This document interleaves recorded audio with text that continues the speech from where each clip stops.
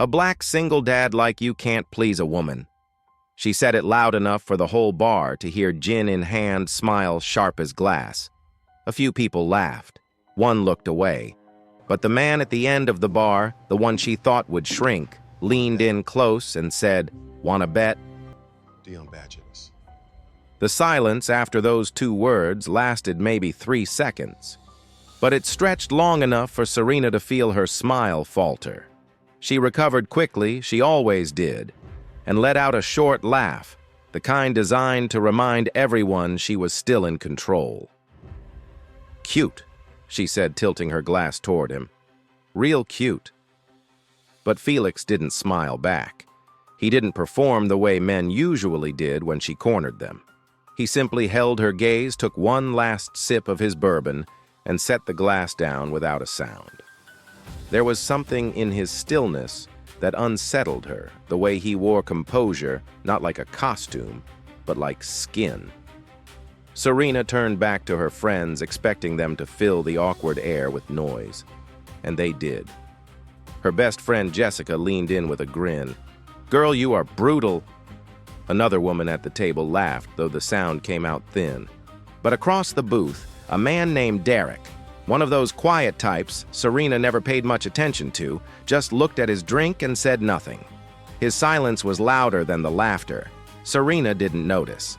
She was already reaching for her gin, already rewriting the moment in her head as something harmless, something funny, something she'd done 100 times before. Because she had.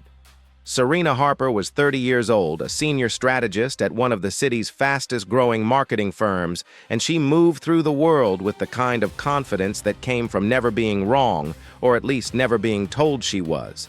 She was sharp, well-dressed, and independent in a way that people admired from a distance, but rarely got close enough to test. Her blonde hair was always pulled into something effortless that had actually taken 20 minutes, and her smile could open doors or shut them down, depending on the angle.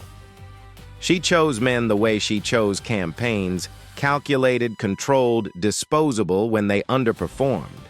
And in her mind, a black single father sitting alone at a bar on a Friday night was a man who had already underperformed at life.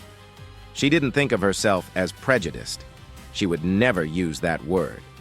But somewhere between the things she'd been told growing up, whispered over dinner tables, and slipped into advice columns, she had absorbed a quiet certainty that men like Felix were complicated, that they came with baggage, that loving them meant settling. She never questioned where those ideas came from. She never had to. Meanwhile, Felix had already signaled for the check. He moved without urgency, pulling his jacket from the back of the stool and slipping it on with the ease of a man who was used to leaving rooms that weren't built for him. At 34, he had stopped expecting the world to make space. He made his own. He worked as a structural engineer, the kind of man who spent his days calculating how much weight a building could carry, and his nights carrying the weight of raising a 6-year-old boy named Marcus on his own. His ex had left when Marcus was 2. No dramatic fight, no drawn-out custody battle. She simply decided that motherhood wasn't what she wanted, and Felix didn't beg her to stay. He filed the paperwork, rearranged his schedule, and became everything Marcus needed. Father, mother, the steady hand in every storm. People looked at him and saw a statistic. A single black father in America, underpaid, overworked, underloved. What they didn't see was the man who read to his son every night, who packed lunches at 5 in the morning with sandwiches cut into triangles, because Marcus insisted triangles tasted better, who built a life so disciplined and deliberate that there was no room left for chaos. And maybe that was the problem. Felix had gotten so good at holding everything together that he'd forgotten what it felt like to let someone in. His composure wasn't just strength. It was also a wall. He stood up from the bar and reached into his pocket, not for his phone, not for his wallet, but for a plain white business card. He set it on the counter right next to Serena's glass and tapped it once with his index finger. Serena glanced down. His name was printed in simple black letters, Felix Carter, structural engineer. Below his phone number in handwriting that was surprisingly neat, he had written 4 words, "The bet's still on." She looked up, ready with another sharp remark, but Felix was already walking toward the door. He didn't look back. He didn't need to. Jessica leaned over Serena's shoulder, reading the card. "Oh, he's smooth. I'll give him that." She nudged Serena's arm. "You're not actually going to call him, right?" Serena picked up the card between 2 fingers the way someone handles something they're not sure is safe to touch. "Please," she said. "I don't chase men." "Good," Jessica replied, sipping her drink. "Because a guy like that single dad whole kid situation, that's a project, not a relationship." Serena laughed at that. It was the right thing to laugh at. Jessica was saying exactly what Serena believed, exactly what their world had taught them both, that some men were worth the effort, and some men were just effort. But later that night, alone in her apartment, with her heels kicked off and the city humming outside her window, Serena found herself turning the card over in her hands. She traced the handwriting with her thumb. The bet's still on. She told herself it was curiosity, nothing more. She told herself she was bored, that the week had been long, that it meant nothing. She didn't throw the card away. She set it on her nightstand face down and turned off the light. But sleep didn't come easily. Something about the way Felix had looked at her, not with anger, not with hurt, but with a quiet certainty that she hadn't earned the right to judge him, kept circling back in her mind. Serena was used to being the one who walked away first. She was used to men who shrank under her sharpness, who laughed nervously and let her win. Felix hadn't shrunk. He hadn't fought back either. He had simply stood there fully intact and offered her a chance to see something she'd spent her whole life refusing to look at. The card sat on her nightstand like a question she wasn't ready to answer, but she hadn't thrown it away. And for someone like Serena, that was already more than she'd ever given a man she thought was beneath her. 4 days passed before Serena texted him. She waited until Tuesday evening because calling on a weekend would feel eager and Monday would feel desperate. Tuesday was strategic. Tuesday said, "I'm busy, but I can make time." She kept the message short. "This is Serena, from the bar. You still taking bets?" His reply came 20 minutes later, long enough that she checked her phone twice. "Friday, 7 o'clock. I'll send you the address." No flattery, no emoji, no small talk. Serena stared at the screen, waiting for more, but nothing else came. She wasn't used to men who didn't try to fill the silence with charm. The address he sent led her to a small Dominican restaurant on the east side of the city, the kind of place that didn't have a website and didn't need one. The walls were painted yellow and the tables were mismatched, and the woman behind the counter greeted Felix by name when he walked in. "This is where you're taking me," Serena said, scanning the room. She had dressed for somewhere with cloth napkins and a cocktail menu. Instead, she was standing under a fluorescent light next to a table with a paper placemat. Felix pulled out her chair. "Best mofongo in the city. Trust me." She didn't trust him, but she sat down. What happened over the next 2 hours quietly dismantled every assumption she had carried through that door. Felix didn't try to impress her. He didn't name-drop or steer the conversation toward his accomplishments. When the food came, he told her about the restaurant, how he'd found it 3 years ago, when Marcus was going through a phase of refusing to eat anything that wasn't rice, and the owner, Gloria, had somehow convinced the boy to try plantains. He told the story with warmth, not performance, and Serena found herself laughing before she realized she'd let her guard down. He asked about her work, and when she talked about her campaigns and clients, he listened without interrupting. At one point, she mentioned a rebrand. She'd been fighting for a project her boss had killed twice, and Felix tilted his head and said, "So what's stopping you from pitching it a 3rd time? Not as advice, not as a challenge, just genuine curiosity about why she'd stopped pushing for something she clearly cared about." Serena opened her mouth, closed it, and realized she didn't have an answer. No man had ever asked her a question that made her feel simultaneously understood and exposed. He asked follow-up questions that showed he was actually paying attention, not the rehearsed kind that men used to signal interest, but the genuine kind that made her feel uncomfortably like she was being seen. Halfway through dinner, Serena noticed something else. Felix knew about wine not in a showy way, but in the quiet way of someone who had taken the time to learn. He recommended a glass of Albarino that paired perfectly with her food, and when she raised an eyebrow, he shrugged. Marcus goes to bed at 8. I had to find hobbies that fit between bedtime and midnight. It was a small line, almost a throwaway, but it landed somewhere deep in Serena's chest in a place she didn't want to examine. Because in that single sentence, Felix had revealed the architecture of his life, a life built entirely around a child with whatever was left over carved out for himself. And he didn't say it with self-pity. He said it like a man describing the weather. Serena went home that night and didn't call Jessica. She didn't want to hear the commentary, didn't want to translate the evening into something her friends could analyze and dismiss. For the first time in a long time, she wanted to keep something for herself. Their second date happened the following week. This time, Felix invited her to his apartment. He cooked jerk chicken with rice and black beans, the kind of meal that filled the apartment with a smell so good it felt like a hug. His place was small but meticulous.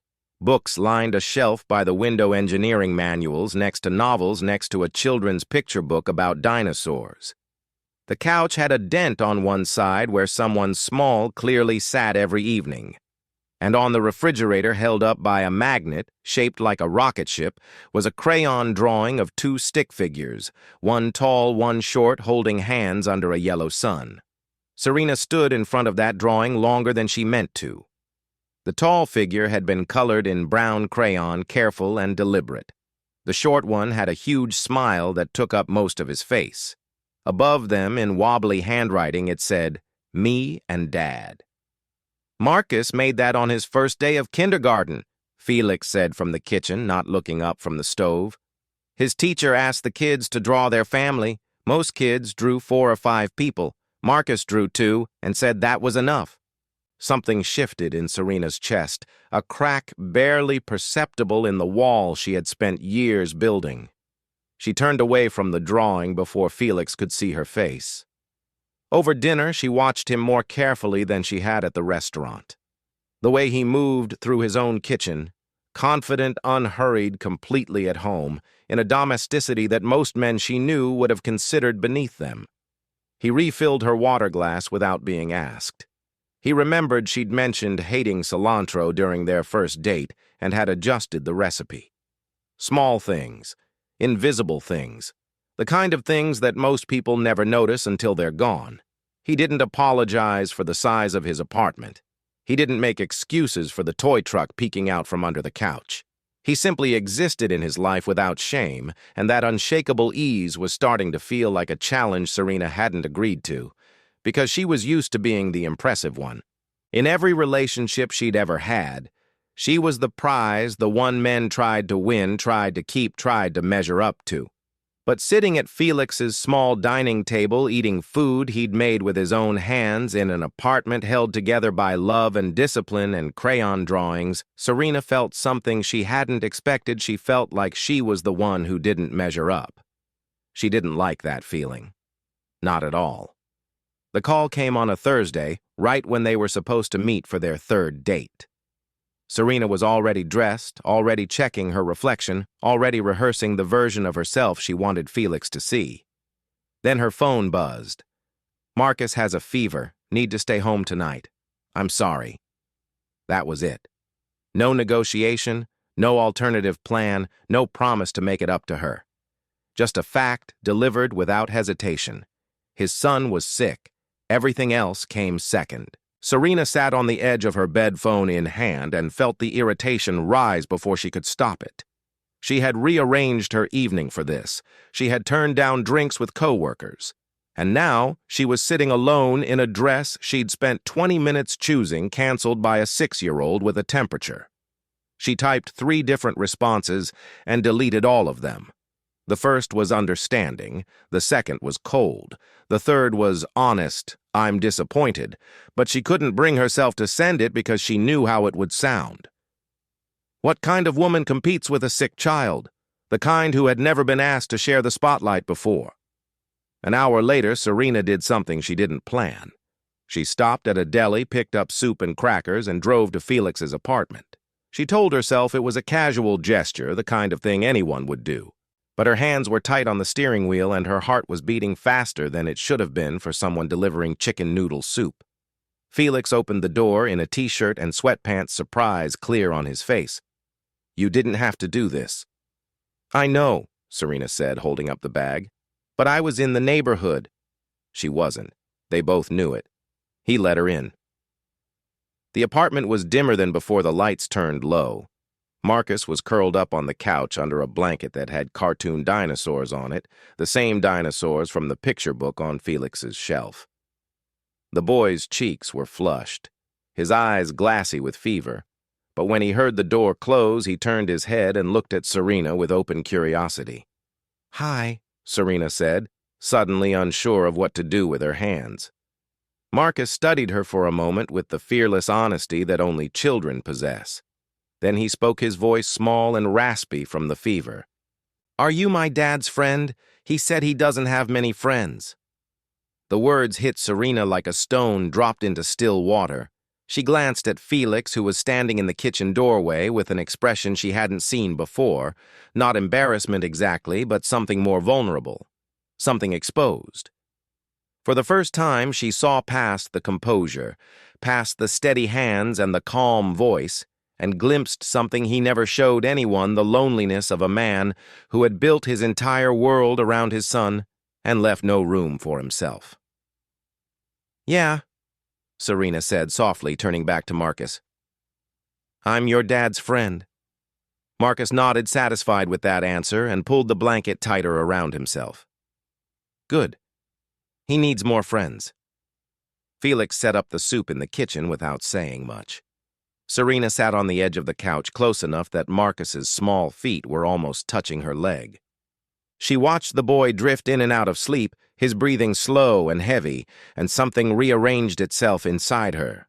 Not a dramatic revelation, more like a lock quietly turning. Because here was the truth she had refused to see. Felix didn't prioritize Marcus over her out of neglect. He prioritized Marcus because that was what love looked like when it wasn't performative. It wasn't flashy. It wasn't negotiable. It simply was. And a man who could love like that completely without conditions, without needing applause, was not a man with less to offer. He was a man who knew exactly what love cost and paid it every single day. That realization should have pulled her closer. Instead, it terrified her. Over the next 2 weeks, Serena felt something building inside her that she couldn't control, and for a woman who had built her entire identity around control, that was unbearable. She was falling for Felix, not the version she had judged at the bar, but the real one, the one who read bedtime stories and cooked jerk chicken on weekday nights, and remembered that she hated cilantro after hearing it only once. And the more she fell, the more a voice in the back of her mind kept whispering, "Where exactly do you fit in this life?" She tried to silence that voice. She really did. She told herself she was overthinking it, that every relationship had adjustments, that this was no different. But it was different, because every other man she'd dated had orbited around her. Felix had his own gravity, his own center, and it was a 6-year-old boy who drew rocket ships and believed triangles tasted better. Serena had never competed with anyone for space in a man's heart, and she didn't know how to exist in a world where she wasn't the sun. The breaking point came on a Saturday. Serena met Jessica and 2 other friends for brunch, the kind of long, wine-soaked afternoon where everyone's opinions flowed a little too freely. Serena hadn't talked much about Felix to her friends. She'd kept him vague on purpose. "Someone I've been seeing," without offering details that would invite judgment. But Jessica, who had been at the bar that first night, filled in the gaps. "Wait," said a woman named Rachel, setting down her mimosa. "He's the single dad from the bar. The black guy, Serena. Are you serious about this?" "She's not serious," Jessica said, waving her hand. She's just having fun. Rachel leaned forward. Because honestly, a guy like that single dad, black all that baggage, it's complicated. You know that, right? I mean, you're not thinking long-term here. Where does that even go? The words hung in the air like smoke. Serena felt something rise in her throat, a defense, an argument, the beginning of a sentence that started with, "Actually, he's—" But she didn't finish it. She didn't say that Felix read novels and knew wine. She didn't say that he cooked meals that tasted like someone had put their whole heart on a plate. She didn't say that his son had looked at her with trust she hadn't earned and asked if she was his dad's friend. She said none of it. She lifted her glass and let the conversation move on, and her silence sat at the table like a ghost. She had swallowed every true thing she could have said and washed it down with champagne. It was the same kind of silence from the bar, the same kind that Derek, the quiet man in the booth, had offered that first night when everyone laughed and he just stared at his drink. The complicity of people who know something is wrong, but choose comfort over courage. Serena had become the very thing she hadn't noticed before. She didn't recognize it yet, but it was already eating at her. That evening, she went to Felix's apartment. Marcus was at a sleepover, and the place felt different without the boy's energy filling it. Quieter, more honest. Serena sat on the couch where Marcus usually sat, and the words started pouring out before she could organize them. "I don't know where I fit in your life," she said, her voice tight. "I don't know how to be second to someone. I've never had to be. And every time you choose him over me, every canceled plan, every time you disappear because he needs something, I feel like I'm standing outside a window looking at a family I'll never actually be part of." She pulled at a thread on her sleeve, twisting it around her finger. "I grew up believing that if a man truly wanted you, he'd make you his whole world. And I know that sounds selfish when I say it out loud, but it's all I know." Felix stood near the kitchen arms at his sides and listened without interrupting. When she finished, the silence between them was heavy enough to hold. Then he spoke, and his voice was lower than she'd ever heard it. Not angry, something worse, tired. The deep kind of tired that lives in the bones of a man who has spent his entire adult life proving he deserves to exist in spaces that keep telling him he doesn't. "I'm tired, Serena." The words came out rough at the edges. "I'm tired of proving that I'm enough. Tired of every woman who walks into my life needing me to explain that loving my son doesn't mean I love anyone else less. I didn't cancel on you because you don't matter. I canceled because my boy had a 102-degree fever and he was calling for me. And the fact that I have to defend that the fact that being a good father is somehow evidence that I can't be a good man to someone else, that's not my failure. That's yours." His jaw tightened, and for a fraction of a second, Serena saw it, the crack in the armor he wore so well. His eyes were wet, not with tears that fell, but with the kind that stayed trapped behind years of composure. He blinked once hard, and the crack sealed itself shut. But she had seen it. She had seen the man behind the wall, and he was exhausted. Serena stood up. Her throat was burning and her hands were shaking, and she wanted to say something that would fix it. But she didn't have the words. She didn't have the language for a love that didn't center her because she had never learned it. "I can't do this," she whispered. Felix didn't move. He didn't reach for her. He didn't ask her to stay. He just stood there fully intact on the outside and breaking underneath, watching another person walk away because of who he was and what he carried. Serena picked up her bag and left. She didn't run. She walked slowly, each step deliberate, as if giving herself time to turn around. She didn't turn around. The door closed behind her with a soft click, the quietest sound in the world, and somehow the loudest thing either of them had ever heard. Felix stood alone in the apartment where his son's drawings hung on the refrigerator, and the couch still held the impression of a woman who had almost stayed. This time he didn't leave a business card. The first week without Felix was easy. Serena filled it the way she filled every inconvenient absence, with work, with noise, with the comforting rhythm of a life that didn't ask her to be anything other than impressive. She stayed late at the office. She took on a new client presentation.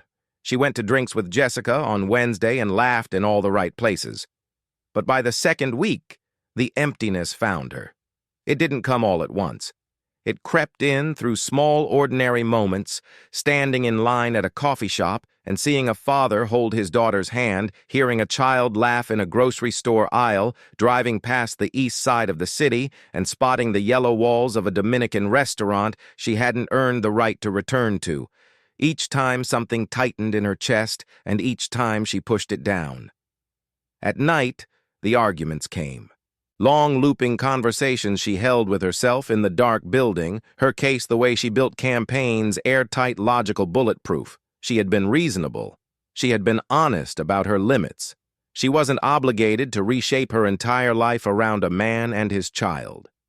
She had done the mature thing by walking away before anyone got hurt. She won every argument.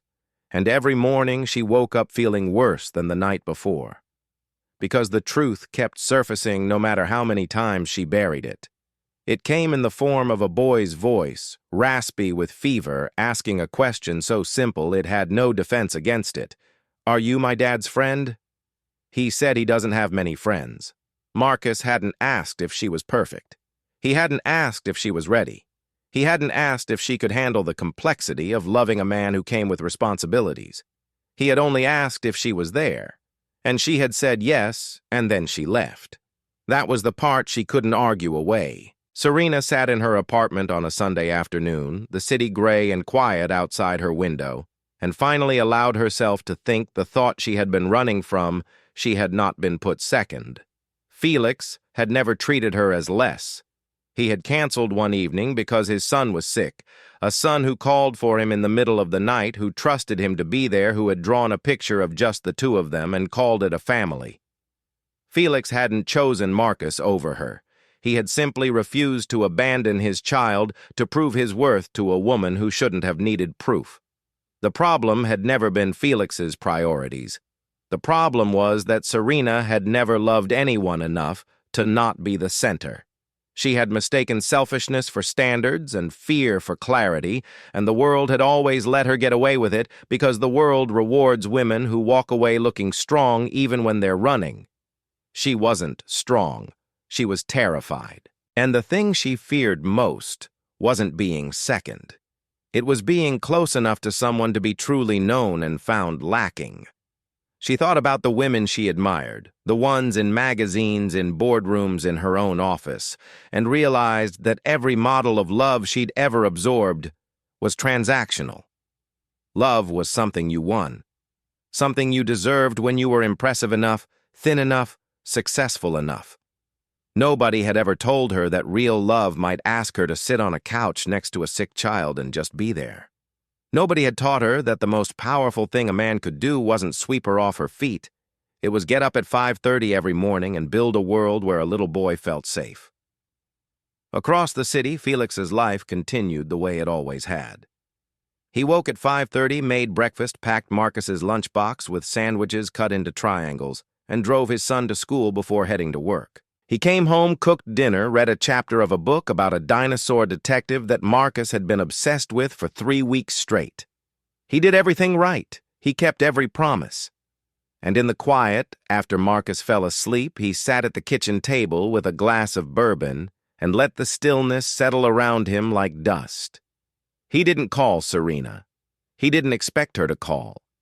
He had lived long enough to know that some people leave and mean it, and some people leave because they haven't yet learned how to stay. He didn't know which one Serena was. He wasn't sure it mattered.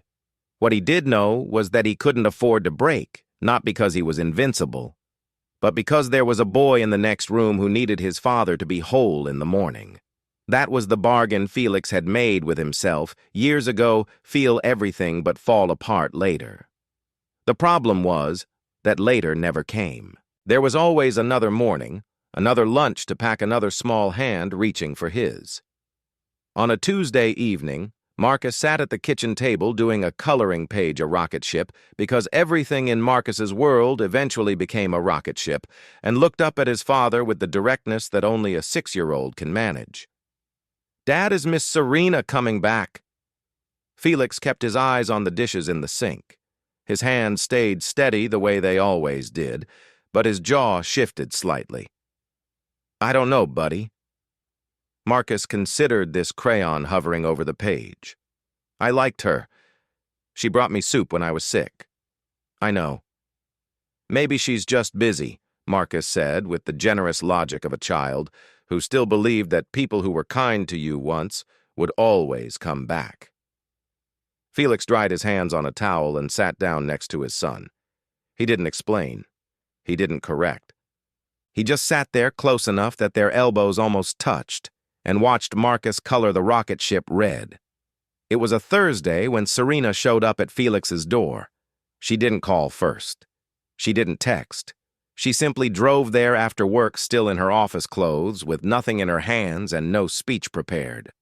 She stood in the hallway outside his apartment for nearly 2 minutes before she knocked, and when she did, her knuckles barely made a sound. Felix opened the door. He was in a t-shirt and jeans, a dish towel over his shoulder, and the apartment behind him smelled like garlic and something sweet. He looked at her without surprise, without warmth, without coldness, just the steady, measuring gaze of a man who had learned to wait before he reacted. "I brought my own judgment into this from the very first night," Serena said. Her voice was firm but not polished. She hadn't rehearsed this, and it showed. "I looked at you and saw a bet I could win, not a person. I turned you into something I could test, and when you turned out to be better than everything I'd allowed myself to believe, I got scared and I ran." Felix leaned against the doorframe, arms folded, listening. His face gave nothing away, but his eyes were doing something different. They were searching hers, looking for the thing he'd stopped hoping to find in anyone: honesty without an angle. "I told myself you put me second," she continued. "But you didn't. You never did. I just didn't know how to be with someone who loves the way you do fully without keeping score. I've never done that. I don't know if I know how. But I know that when I walked away from your apartment that night, I didn't just leave you. I left the first person who ever made me want to be better than the version of myself I'd settled for." The hallway was quiet, except for the muffled sound of a television somewhere down the corridor.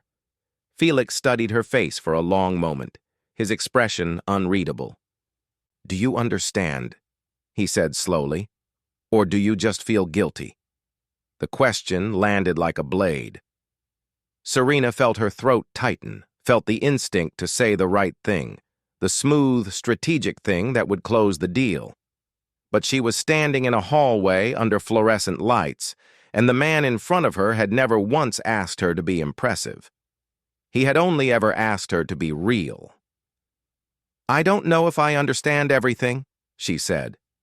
Her voice cracked on the word everything, and she let it. "But I want to be here long enough to learn. Not to prove something, not to win, just to be here." Felix didn't move. The dish towel stayed on his shoulder. His arms stayed folded. But something behind his eyes shifted, not softening exactly, but opening. Like a door that had been locked for a long time and someone had finally used the right key. Before he could respond, a small voice erupted from inside the apartment. "Miss Serena..." Marcus appeared from behind Felix's legs, his face breaking into the kind of grin that only children can produce, enormous, unguarded, free of every calculation that adults carry. He was wearing pajamas with little dinosaurs on them, and his socks were sliding on the hardwood floor. "Dad said he didn't know if you were coming back," Marcus announced, grabbing Serena's hand with both of his. "But I knew." Serena looked down at the boy's hands wrapped around hers, small and warm and impossibly certain. Then she looked at Felix. He unfolded his arms. The tension in his shoulders released not all at once, but enough. He stepped back from the doorframe and the door opened wider.